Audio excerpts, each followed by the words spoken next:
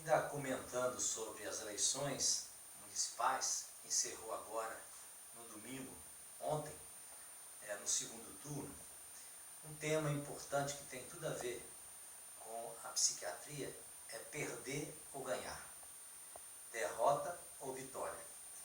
Nem todos são preparados para uma derrota. É lógico que ganhar é muito bom. Por quê? Porque você celebra e sua autoestima vai lá em cima. Mas, quando você perde, nem tanto. Às vezes você faz um esforço enorme, gigantesco, né? Um candidato se prepara, vai para corpo a corpo, faz uma campanha maravilhosa, tem o melhor marketing, uma melhor proposta, mas nem sempre sai vencedor. Então, aqui em Lafayette não é diferente de todas as cidades do Brasil. Quando você tem a eleição de uns poucos e a derrota de muitos. E como absorver a derrota? Muita gente, quando perde na vida, né? Nós estamos em vários campos afetivos, profissionais, financeiros, as pessoas podem ter perdas. A maior de todas as perdas é a morte. Né? Tem a morte física e a morte na consciência. O que é a morte da consciência? É quando você perde uma pessoa querida, um relacionamento que é desfeito, então você ama aquela pessoa vai embora, então você tem que matar a pessoa na consciência. Por quê? Porque ela fez uma outra escolha. E tem aquela morte física em que a pessoa vai lá para o cemitério e que fica no lugar disso, fica a saudade. Então o que tem a ver uma coisa com a outra? Então a perda é algo assim que machuca muito, que dói muito. Muita gente, diante da perda, tem um sofrimento tão grande que não consegue vislumbrar um futuro promissor. No caso de uma eleição, muitos aspectos contribuem para uma derrota, tantos outros contribuem para uma vitória.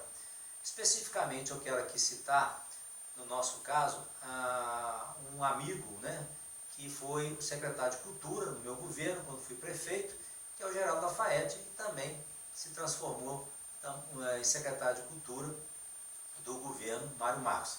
E alcançou a Câmara de Vereadores no mandato anterior e agora concorreu à reeleição e perdeu.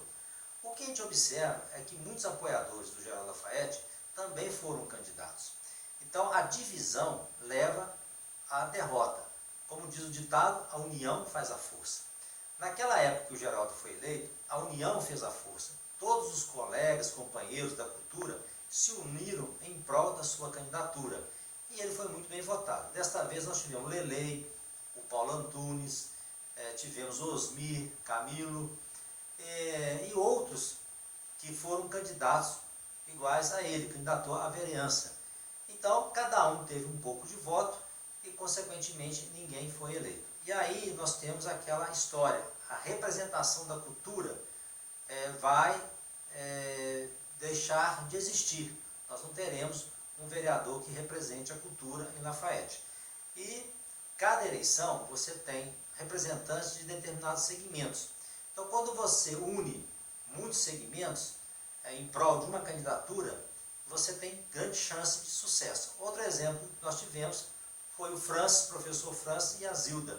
Ambos vêm do movimento popular, né? E que me consta, o Francis sempre apoiou a Zilda. Desta vez o Francis foi candidato e a Zilda foi candidata. Ou seja, cada um teve a Zilda em torno de 600 votos, o Francis em torno de 500 votos, nenhum dos dois foi eleito. Então, quando você tem representantes de um mesmo segmento e que divide, o resultado final quase sempre é a derrota. Então, é importante que você analise quais foram as causas de uma derrota e quais foram as causas de uma vitória. A experiência anterior nem sempre serve para a experiência futura.